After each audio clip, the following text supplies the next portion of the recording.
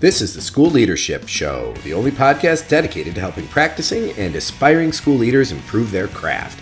The School Leadership Show brings together thought leaders from inside and outside of education to deliver you the insights and tools you need to succeed in school leadership. In this episode, occasional co-host Dan White and I interview Noah, a recent high school graduate, about his experiences in a typical upstate New York high school. Noah's candid assessment of what works and what doesn't in our classrooms is refreshing and compelling, and it's certainly not all rainbows and unicorns. Enjoy this conversation with Dan and Noah.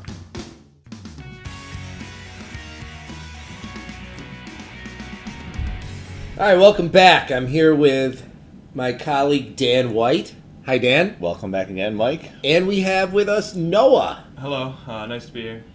Thank you, Noah, for agreeing to be here today. So, Noah, could you tell us a little bit about your background without naming any specific places? I'm 19. I'm going to college now. I just graduated about a couple months ago. So, yeah. All right, so a little bit about your background. You're a 19-year-old white kid. You played sports in high school. What'd you play? I played football, basketball, and did some lacrosse. Okay. And how were your grades? All 90s, all above 90s, so all good to go. All right, so we're talking to a reasonably high-performing kid. Now, how would you characterize the high school that you went to? Rural? Yeah, rural. A rural school. Yeah. Okay, about how many kids in your graduating class? About 70 or so. All right, so the purpose of today's podcast is we're going to talk about teaching and learning. And we're going to talk about, from basically Noah's perspective, how he perceived the way his teachers provided instruction to him and his classmates. And I think, Noah, the key here is, the relevancy that you felt it was to the world that you've walked into now. Okay. All right. So as you think about, let's talk specifically and strictly about the content. So you are a college freshman. Yep. What are you studying? Do you know yet? I'm studying finance. Finance. All right. So if you're studying finance, you think about the actual stuff that you learned, not the way people taught it to you, but the stuff that you learned. Let's talk about how relevant it has been to what you are currently doing right now. I think for finance, I'm taking some courses that strictly have to do with that. I'm in some honors courses, but for my finance, I'm in a macroeconomics course where this is really my first time learning about macroeconomics at all, or any economics really. So in that sense, high school didn't really prepare me for that. But economics is kind of a niche field, right? So I'll accept that. So let's talk about, how about the sort of the dispositions maybe that high school might have infused in you. So your work habits, your study habits, your ability to persevere through difficult tasks. How well did high school prepare you for that? I kind of breezed through high school just off of being smart, I guess I would call it. So I didn't really learn how to study. I never really studied a lot, maybe studied for one test my whole high school career, but just kind of got by on what I was born with, I guess. And so in that way, none really at all. So has that created any struggles for you as a freshman in college, or like where's your head at with that? Well, specifically my macroeconomics course again, my teacher expects me to, I guess, learn a lot by myself. And so in that way, I need to study, and I'm not really able to study the way I would want to be. That wasn't a thing that you were kind of expected to do in high school. No, it was all given to you all up front, and now I have to more look deeper, which I'm struggling a little bit in the class, but nothing to the point where I'm going to fail it. I think it's important to know, too, you're in the honors college, yes, correct, where you're at, right? Yeah. So that you were obviously a very good student when you got in. We're not talking with a dumb kid here. No, not at all. No, it's a bright kid. So and I think you sort of were headed that way. I'm going to take you more in that direction right now. Let's talk about, beyond what you were learning in high school, let's talk about how you were taught. So generally, how would you characterize instruction or the teaching that occurred for you when you were in high school?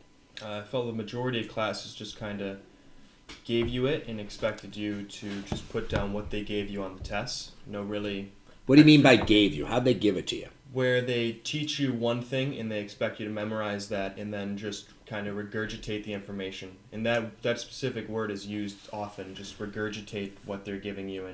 And that's not hard for you, is it? No, not at all. So but let me go back to, how did they actually give it to you? Worksheets, just not really teaching on a personal level, just worksheets and stuff like that in a book where they kind of base their tests off that and base everything that they're getting off the internet and things they find. Really? So the teachers would just find stuff and then basically tell it to you? Yeah, pretty much. Okay. So you said a little bit about, so you mentioned the whole regurgitation thing, that this idea that they give you something and then they expect you to kind of spit it back to them on the test. Did you find that to be the case throughout a lot of your high school career? Beginning of my high school, when I was a freshman and sophomore, it was more geared towards that. But as I aged and got more mature, just more educated in what I was trying to learn, senior year I really got into deeper things with the teachers, and the teachers were able to get more out of me or talk about more advanced subjects where it kind of got away from that sort of mentality. So let's talk about that for a second. So the teachers who were able to get more out of you, how did that happen? What did that look like? Well, I was in AP courses my whole high school career. So when I was in senior year, I was taking college courses, and the teachers were able to talk, just reading material and then being able to analyze more advanced ideas where we could talk more on a personal level instead of just going off of information that was already existent. What do you mean by personal level? Where it's more of what you're thinking and promoting creating, just promoting that idea where you're trying to problem solve on a personal level where it's not just already given. So now I'm going to talk a little bit more about the macro level, maybe your high school principal or maybe your superintendent. Your perspective as a student, how they affected your experience as a student, good, bad, or indifferent? Probably indifferent. So Really? Not a lot there. So it's fascinating. So you had, how many kids? You had 70 kids in your high school graduating class. So was it a 7 through 12 building, 9 through 12? Well, I had a high school course, but it had everything in there. It had an elementary school and a high school. Everything was in one building? Yeah. Okay. So one principal or two principals for that? One for the elementary school, one for the middle school, and one for the high school. Okay. So you had a high and a school superintendent, correct? Yeah. and a superintendent. So you probably had a high school principal who was responsible for, let's say, 9 through 12, 4 times 70, 280 kids. Maybe 300 kids. Maybe 300 kids. Right? So how would you characterize that principal's leadership from your perspective as a kid? At my school, I had, going 4 years in high school, I had 4 or 5 different principals. It just kind of rotated in and out and just using the school to get to a different position. Yep. So I never really developed a intimate relationship with any principal, and they never developed an intimate relationship with the school. They never really worked on really developing relationships with the students or wherever they were. Wow, that's amazing. Think about that for a second. So think about the people who use those smaller districts and those administrative positions to leapfrog onto something else. I'm curious about the superintendent because I think that as a district, a really small district, probably like 900,000 students, right? Yep. So as a student, did you get a sense of a direction the district was going in? Did you have a sense of like where we might be in 5 years or 10 years? No, not really, not at all. I think. Yeah, but should a kid know that? I don't know. If students should know that. It's a curiosity. I think that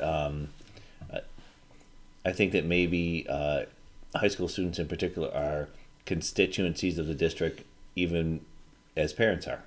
Well, I think we ignore them at our peril, and I don't think we give them enough credit because clearly, like Noah understood what was happening. He got that you had principals who it was clear were using your school district as a way to get to someplace else. Yeah. How'd that make you feel as a student?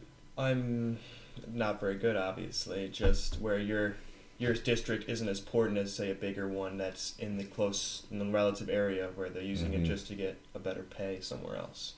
better pay. Interesting. So Noah, let's think back to, so think about, because you mentioned you had some of those good teachers who would draw you out and would make those personal connections and connect to the content and really help you understand at a deeper level. Now I want to go the other way. Think about some of those teachers who were the least effective teachers that you had. How would you characterize them? What did they do on a daily basis? How did they interact with kids? I think with a teacher like in that sense, it's just strictly lecture, where it's a high school course, and being in a small school, I had maybe 20 kids or less in every single class. So there was a lot of opportunity for a teacher to go in and get to know their students, but the ones that strictly focused on the material and strictly focused on just lecturing and teaching it really made it the hardest to learn, because you couldn't go to them for help, which is so important at a school like that where it's based around your student and teacher interactions. So relatively small class size, and from your perspective, all lecture and no helping. Yeah.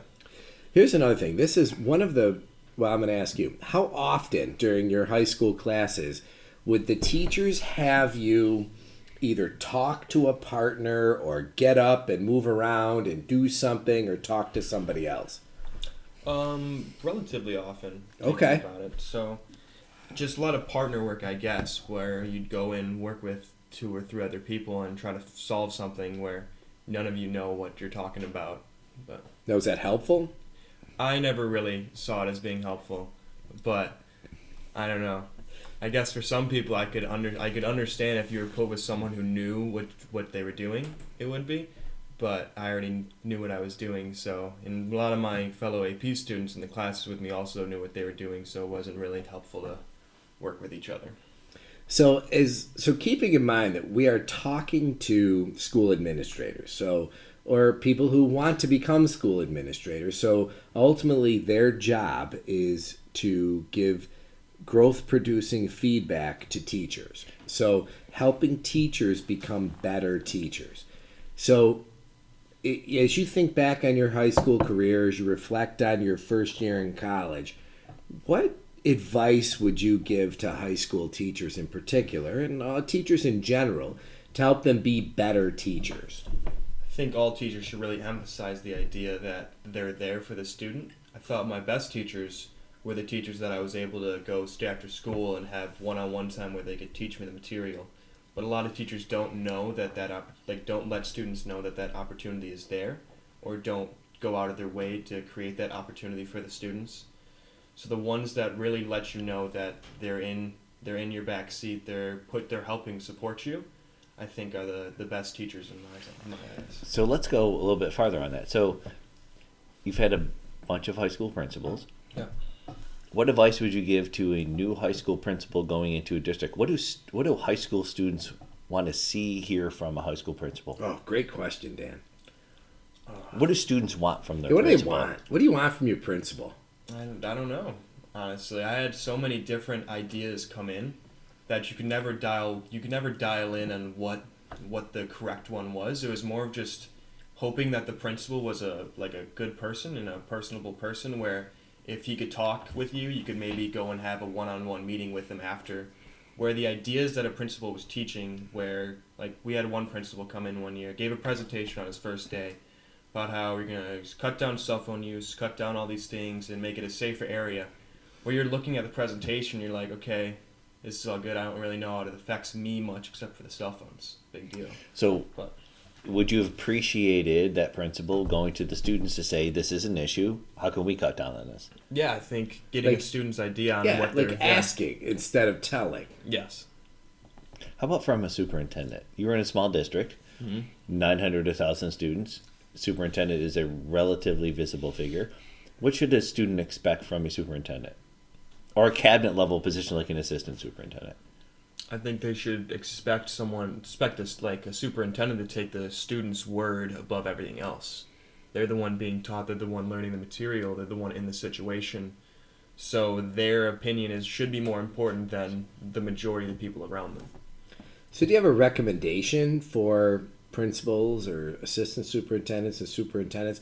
Like, what could they do to get better in touch with how kids are experiencing education in their district? I had a principal, never a superintendent. I had the same situation with the principals about switching on and off. The same thing with the superintendents. But I never had. I had a principal come in a couple of classes and just kind of spectate and get a feel for the classrooms, get a feel for the teachers teaching. Mm-hmm. But I never saw or could never see a superintendent going down on that personal level and going down on that where you're a person in the situation where they always are standing above it. Like actually talking to kids. Yeah. Being visible. Yes. I met my superintendent one time. I shook his hand, introduced myself, and I never saw him after that. And you were, by all accounts, an AP student and a athletic star. Yeah, I was a more prominent figure in the school, I guess. A star? Well, hey, it is what it is. So, Noah, anything else? So as you're thinking about people who either are school administrators or might want to become school administrators, or even for teachers, what could they do differently or better to connect better with students, to teach in a more effective way, to help students, internalize and understand the content in a more effective way? It's interesting because I feel like every student has their own story behind where they're coming from and what's going on. And you wouldn't really expect that to go into their learning on a high school level. But high school, it's still so much raw thinking. There's still so much raw person that in order to teach them, in order to get to know them, in order to help mold their imagination and what they're going to believe in as they're older, you really need to get to know them as a person. And I think college can more just teach them stuff and have them run with it. But in high school, you need to kind of guide them into running with it. But a lot of these teachers can't create connections with the students where if the student doesn't care about the teacher or doesn't care about the class, they're not going to be into it. And that happens so much times where the student who could have such great potential and could be a smart person isn't learning because they don't care. So say more about that relationship between the student and the teacher, because I've found this with my own 15-year-old daughter who, if she likes the teacher, the year goes one way. If she doesn't like the teacher, it goes in a completely different direction. You're completely right. Talk about that. Yeah. I think the connection between the two is the most important of all things at the high school, elementary, and middle school level, where this teacher, it's based on their motivation. If they're motivated, if they're enjoying what they're going to do, if they want to be there with you, then your level of education is going to be above and beyond what a person who has a bad teacher is going to do. So Noah, it sounds like you're insinuating, how can a student tell if an adult in the building is not invested? How do you know when someone's not invested in your future? Or on the flip side, how do you know if anybody actually cares about you? Exactly right. It's more of, I had a lot of good relationships with my teachers and with the people around me. So it was easy for me to go in and talk with a teacher on a first name basis some of the times and just really feel like they're my friend, where in other scenarios it was just completely opposite, where there's this respect. There's always this respect with the teacher and student. I feel like if that's lost, then the whole relationship is kind of lost. But So Noah, you're coming from a particular perspective. I mean, you're a white kid, arguably of privilege. Think about the kid who isn't like you. Yeah, what helps them? Think about the poor kid. Think about the kid, the brown kid. I mean, to be blunt. I mean, the kid who is a little bit disenfranchised, might be on the margins. How is that kid going to know that people care about him? I think that goes into what I was saying about everyone's got a different story. To where if you can get to know someone on a one-on-one standpoint, where I'm a white kid coming from a good family, a family that's together, and I play sports, and I'm a prominent figure, where I still have a story behind me, and another kid who's maybe not as well off as me or doesn't play sports or he's not a prominent figure in the area, they also have their own story. And if a teacher can get to know me the same way a teacher can get to know them, then we're both going to learn in the same way and we're both going to be uplifted by this teacher because that's what connects us. So it's really on the teacher to make the connection. How would you translate that up to the principal? I think principal, it's tough because with my principals and superintendents, I never really had a relationship with them, so it's hard for me to say what they could have done better because I don't know what they did well. Do you think you should have had a relationship, though? I think my principal senior year, he was a principal for about 3 months of my career. It's tough. Yeah. It's tough, yeah. He was a teacher of mine. He was actually teaching my class when he got promoted to principal. He's been in the school, he's been in the area, Yeah. he's been teaching for about 15 years. So they wanted to get a local figure in that position so they know that there'd be stability there. So I think in that 3 months he was principal, I think the whole aura of the school changed, where people were... In a positive way. Yes, of course. People were having more fun. The teachers weren't as on edge about everything. They were able to teach more of what they wanted to teach. And I think New York State makes that hard, where it makes a program of what you have to learn and what you're kind of forced in to do. But So...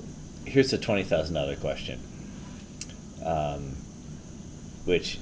By the way, Noah, you've been a really good sport. You've been a really good sport here. So, what needs to happen in schools so all of your classmates, everyone you know, is that school is an experience for everyone that can be something that uplifts them? Your words. Your words. Huh. You got carte blanche here. Yeah.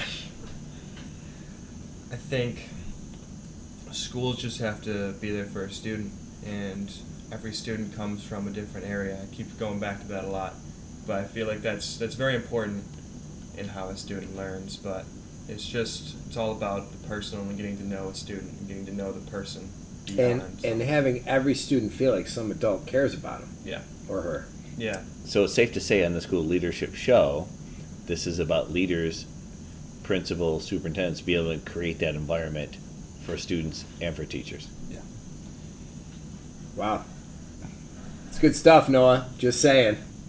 Dan, any parting shots? No parting shots, Mike. Oh, Noah, thank you for helping us out with this one. This will probably be the most downloaded episode we have. It probably should be. Absolutely.